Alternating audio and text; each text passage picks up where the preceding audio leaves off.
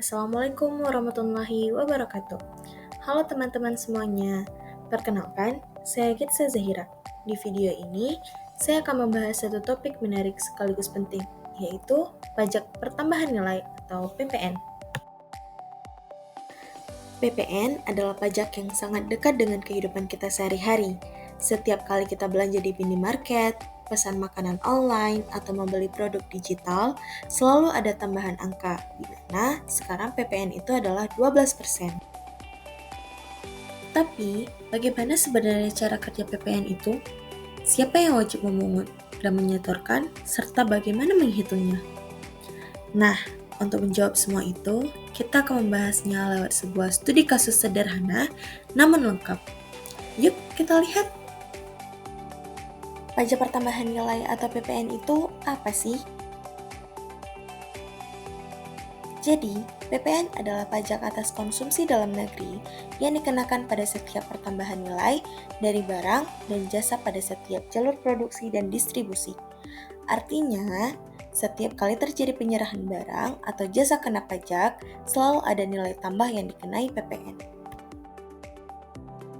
Berdasarkan Undang-Undang Nomor 7 Tahun 2021 tentang Harmonisasi Peraturan Perpajakan atau sering disebut Undang-Undang HPP, pemerintah menetapkan bahwa tarif PPN mengalami kenaikan secara bertahap, yaitu sejak tanggal 1 April 2022 tarif PPN naik dari 10% menjadi 11%.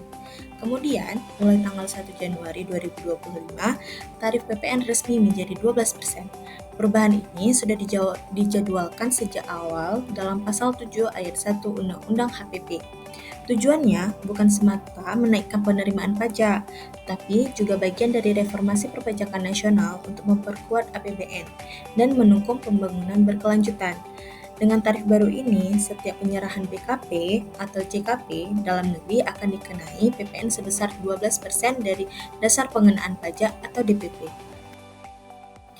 Nah, ketika pemerintah menetapkan bahwa mulai 1 Januari 2025 tarif PPN naik dari 11% menjadi 12%, tidak sedikit masyarakat dan pelaku usaha yang merasa keberatan. Alasannya sederhana, kenaikan PPN dianggap bisa meningkatkan harga barang dan jasa, apalagi di sektor-sektor konsumsi harian. Oleh karena itu, pemerintah mencari jalan tengah agar tarif baru tetap bisa berjalan sesuai amanat Undang-Undang HPP, tapi dampaknya ke masyarakat tidak terlalu besar. Oleh karena itu, ditetapkannya ketentuan DPP 11/12 untuk jenis barang dan jasa tertentu yang tidak tergolong mewah atau kebutuhan dasar. Artinya, PPN secara nominal dihitung 12%, tapi basis pengenaan atau dasar pengenaan pajaknya dikurangi menjadi 11/12 dari harga jual. Jadi, rumus sederhananya adalah PPN 12% dikali 11/12 dari harga jual.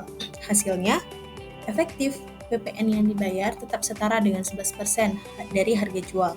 DPP 11/12 ini dikhususkan untuk barang dan jasa yang tidak mewah, seperti kebutuhan pokok, produk rumah tangga, atau jasa yang bersifat sosial. Tapi, tidak semua pengusaha bisa memungut PPN. Hanya mereka yang telah dikukuhkan sebagai pengusaha kena pajak atau PKP yang memiliki kewajiban untuk memungut, menyetor, dan melaporkan PPN.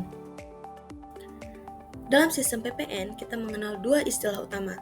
Yang pertama, ada PPN keluaran, di mana ini merupakan PPN yang dipungut oleh PKP saat menjual barang atau jasa. Yang kedua, ada PPN masukan, yaitu PPN yang dibayar oleh PKP saat membeli barang atau jasa kena pajak. Kemudian, di akhir masa pajak, PPN masukan dapat dikreditkan terhadap PPN keluaran. Kalau PPN keluarannya lebih besar, maka selisihnya harus disetor ke kas negara. Sebaliknya, jika PPN masukan lebih besar, maka kelebihannya dapat dikompensasikan ke masa pajak berikutnya. Nah, berikutnya adalah studi kasus. Kita misalkan ada sebuah perusahaan bernama PT Maju Jaya, di mana perusahaan ini merupakan pengusaha kena pajak atau PKP, dan perusahaan ini bergerak di bidang penjualan perabot rumah tangga seperti meja dan kursi. Nah, di bulan Oktober 2025, PT Maju Jaya ini melakukan dua transaksi, yaitu menjual barang dan membeli barang. Yang pertama, PT Maju Jaya menjual barang sebanyak 100 set meja dan kursi kepada PT Harmoni Interior, yang juga merupakan PKP. Harga jualnya adalah sebesar 150 juta, belum termasuk PPN. Barang dikirim pada tanggal 10 Oktober 2025, dan pada tanggal yang sama, PT Maju Jaya membuat faktur pajak keluaran. Kemudian, di bulan yang sama juga, PT Maju Jaya membeli bahan baku kayu dari PT Forestindo sebesar 80 juta ditambah PPN sebesar 12%. Nah, teman-teman pasti tanya-tanya kan, berapa sih PPN keluaran yang harus dipungut? Berapa juga PPN masukan yang harus dikreditkan?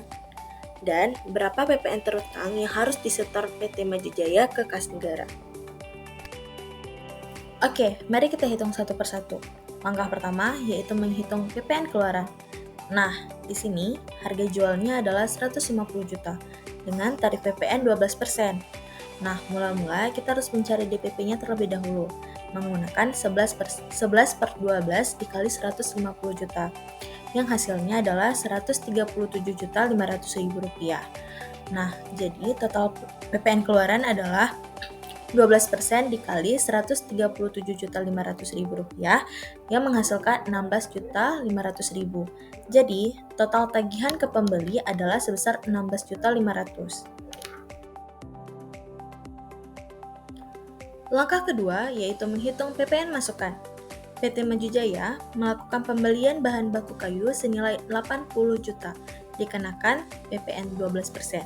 Nah, di sini harga belinya adalah 80 juta dan DPP-nya adalah 11/12 dikali 80 juta, dapatnya 73.333.334 rupiah. Jadi, total PPN masukannya adalah 12% dikali 73.333.334 rupiah dan dapatnya adalah 8.800.000. Karena bahan baku tersebut digunakan untuk menghasilkan barang kena pajak atau BKP, maka PPN masukan ini dapat dikreditkan. Selanjutnya adalah PPN yang harus disetor ke negara. Dengan rumus, PPN terutang sama dengan PPN keluaran dikurang PPN masukan. Nah, PPN keluaran kita tadi adalah sebesar 18 juta rupiah, dikurang dengan PPN masukan sebesar 9.600.000 rupiah, yang menghasilkan 8.400.000 rupiah.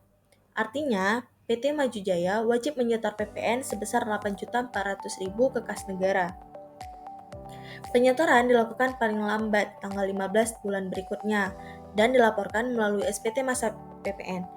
Jika penyetoran atau pelaporan terlambat, maka dikenakan sanksi administrasi sesuai pasal 7 ayat 1 Undang-Undang KUP, yaitu denda sebesar 500.000 untuk SPT masa PPN.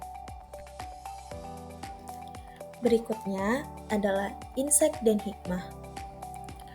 Kalau kita renungkan, PPN ini bukan sekedar kewajiban pajak biasa.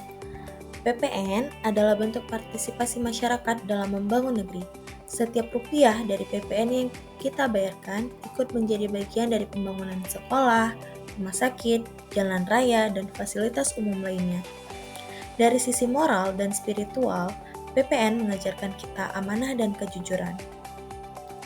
Bagi pengusaha, memungut dan menyetorkan PPN dengan benar adalah bentuk wujud tanggung jawab kepada negara dan juga kepada Allah Subhanahu wa Ta'ala.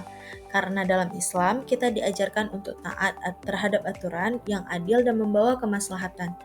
Rasulullah SAW pernah bersabda bahwa pedagang yang jujur dan amanah akan bersama para nabi dan orang-orang soleh di akhirat kelak. Maka, menjalankan kewajiban pajak dengan jujur bukan hanya soal kepatuhan administrasi, tapi juga jalan menuju keberkahan. Itulah makna sejati dari tema kita hari ini, yaitu latihan menebar kebaikan. Karena taat pajak adalah bagian dari menebar kebaikan-kebaikan yang manfaatnya dirasakan seluruh masyarakat. Nah teman-teman, itu tadi pembahasan lengkap kita tentang studi kasus PPN beserta nilai-nilai kebaikan yang terkandung di dalamnya. Semoga video ini bermanfaat, menambah wawasan, dan menumbuhkan kesadaran bahwa perpajakan bukan sekedar angka, tapi juga bentuk kontribusi dan amanah sosial. Terima kasih sudah menonton sampai akhir. Jangan lupa untuk terus belajar, berbagi, dan menebar kebaikan lewat ilmu yang kita miliki. Wassalamualaikum warahmatullahi wabarakatuh.